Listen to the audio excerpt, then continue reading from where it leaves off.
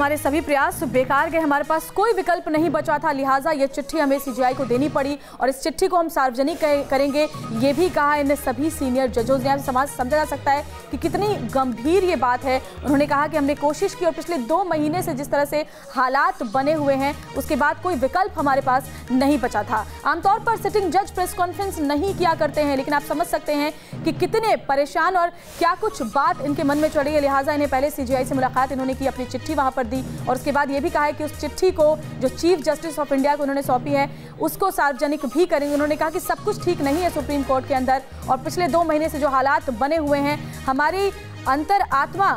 पर कोई सवाल न उठाए पूरे विश्व में, ये ऐसा नहीं होना चाहिए। उन्होंने ये भी बात कही और उन्होंने कहा कि 2 महीनों से हालात अच्छे नहीं हैं, हमने बहुत कोशिश की लेकिन कोई विकल्प नहीं बचने के बाद अब हमें सामने आना पड़ा। हमने अपनी आत्मा बेच दी है, दुनिया ऐसा ना कहे ये ज़रूरी है। न्यायिक अनियमितता की सीजीआई से शिकायत की, बाकायदा एक लिखित चिट्ठी दी है उन्होंने। इन चारों जजों ने जाकर मुलाकात की है आज चीफ जस्टिस से और ये भी कहा है कि उस चिट्ठी को जो उन्होंने सीजीआई को सौंपी है उसे वो सार्वजनिक करेंगे। उन्होंने कहा कि हम ये स्वीकार नहीं कर सकते कि हम पर आरोप लगाए जाएं और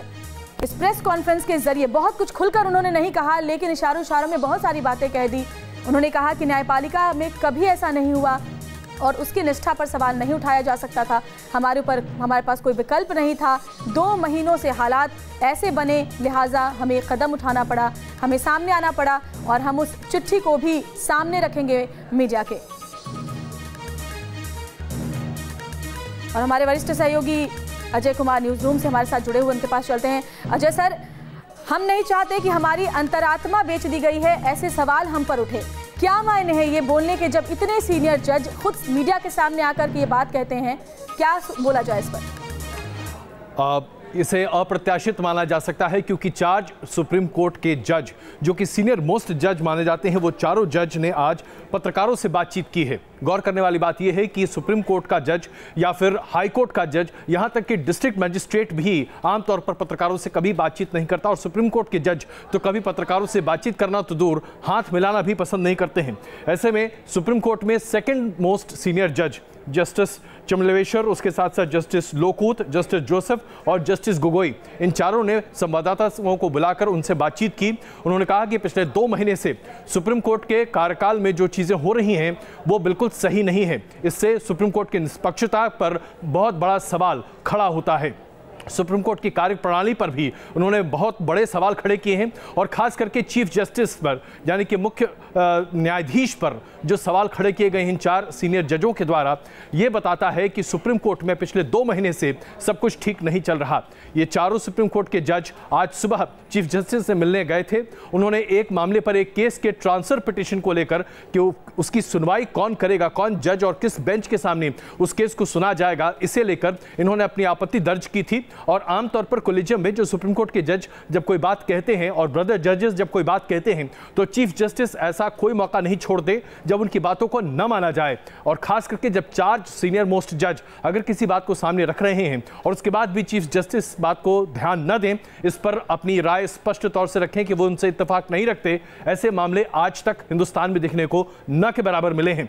हम आपको यहां बताना चाहेंगे कि 1974 में जब पूर्व प्रधानमंत्री इंदिरा गांधी के वक्त बहुत ऐसे मामले सामने आए थे जो सुप्रीम कोर्ट के मामलों को एक तरह से सवाल और सुप्रीम कोर्ट के जजमेंट्स को सवाल के घेरे में खड़ा कर रहे थे, उस वक्त भी सुप्रीम कोर्ट के किसी जज ने पत्रकारों से बातचीत कर सुप्रीम कोर्ट के कार्यप्रणाली या सुप्रीम कोर्ट की निष्पक्षता पर सवाल खड़े नहीं किए थे। लेकिन आज ये शायद भारतीय इतिहास में पहला मौका है जब 4 सुप्रीम कोर्ट के जज ये बात कह रहे हैं कि अगर लोकतंत्र को स्वस्थ तरीके से रहना है तो उसके लिए एक स्वतंत्र और निष्पक्ष न्यायपालिका आवश्यक है। और सुप्रीम कोर्ट की कार्यप्रणाली पर यह सवाल खड़ा कर बहुत बड़ा एक भूचाल इसे आप कह सकते हैं। जब पत्रकारों ने यह सवाल पूछा कि क्या चीफ जस्टिस ऑफ इंडिया को इम्पीच करने की भी मांग की जा सकती है, तो इस पर चारों जजों का यह कहना था कि ये देश को तय करना चाहिए कि मौजूदा न्यायाधीश, मुख्य न्यायाधीश के सुप्रीम कोर्ट को क्या उन्हें इम्पीच किया जा सकता है। यानी कि ऐसा लग रहा है कि सुप्रीम कोर्ट की कार्यप्रणाली,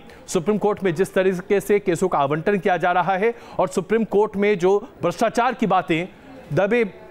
जुबान में लोग कहते चले आ रहे हैं, उस पर से बहुत बड़ा पर्दा उठ रहा है और ये न्यायपालिका में भ्रष्टाचार, निष्पक्षता और उसकी ईमानदारी पर कई बड़े सवाल खड़े कर रहा है। बिल्कुल, ये भी उन्होंने कहा कि पिछले 2 महीने से जो हालात बने हुए उसके बाद हमारे पास कोई विकल्प नहीं था कि हम सामने आते। उन्होंने ये भी कहा कि जो चिट्ठी उन्होंने सीबीआई को सौंपी है उसे वो सार्वजनिक करेंगे, उसके बाद ये मामला और भी ज्यादा गंभीर हो जाएगा और भी बातें सामने आएंगी। सर,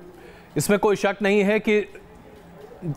आइए इससे पहले कि सवाल का जवाब मैं आपको दूं, मुझे लगता है कि अरविंद हमारे संवाददाता इस वक्त हमारे साथ है, तो जरा उनसे समझ लेते हैं। अरविंद, 4 सुप्रीम कोर्ट के जज पहली बार आकर पत्रकारों से बातचीत करते हैं, वो जो चिट्ठी देने की बात कही जा रही है उस चिट्ठी में क्या है?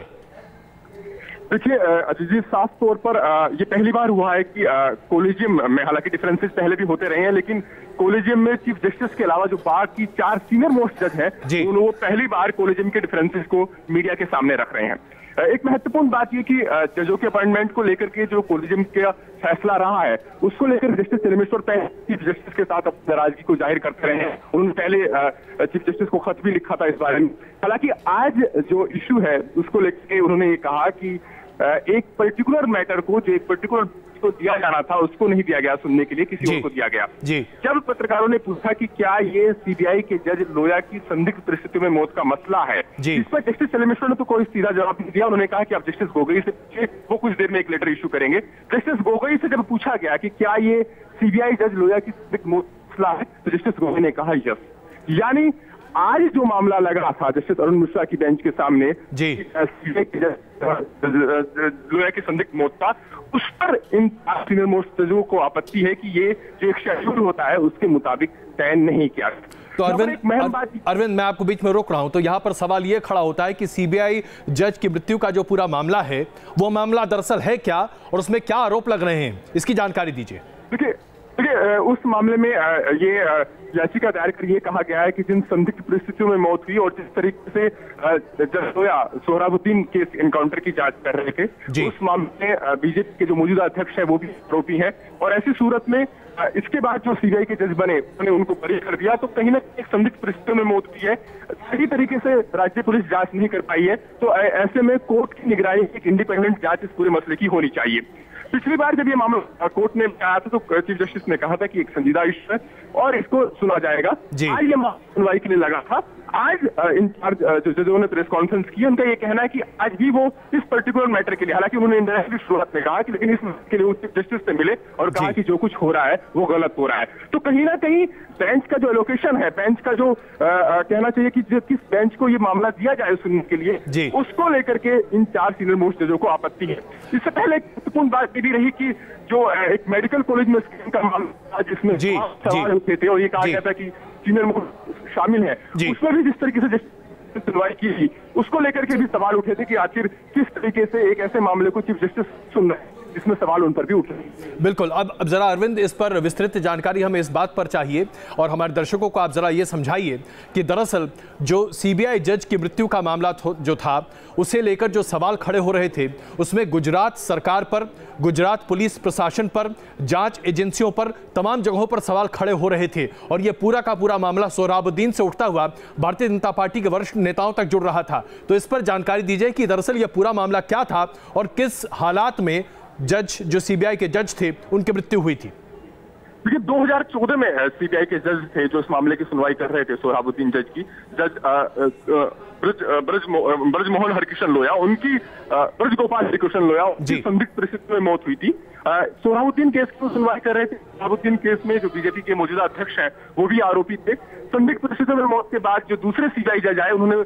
अमित शाह और दूसरे जो बीजेपी के नेता थे उनको इन आरोपों से बरी कर दिया। सुप्रीम कोर्ट में जो याचिका दायर की गई है उसमें सीधे तौर पर यह कहा गया है कि इस मामले में सही तरीके से जांच नहीं हो पाई है, राज्य पुलिस की नाकामी रही है और राज्य सरकार के दबाव में कहीं ना कहीं पुलिस काम कर रही है। तो बेहतर होगा कि इस मामले में सच तक पहुंचने के लिए कोर्ट एक इंडिपेंडेंट प्रोब का आदेश दे। यहाँ पर आज ही ये मामला कोर्ट में जब आया था तो कोर्ट ने कहा कि ऐसे आधे अधूरे तथ्यों पर वो इस मामले में जांच का आदेश नहीं दे सकता। और हाँ, इस पूरे मामले में जो पार्टी बनाया गया था उसमें सीबीआई से लेकर एनआईए, गोवा, महाराष्ट्र और जो कर्नाटक है, उन तमाम जो राज्य सरकार है उनको भी पार्टी बनाया गया था। तो कोर्ट ने कहा कि पहले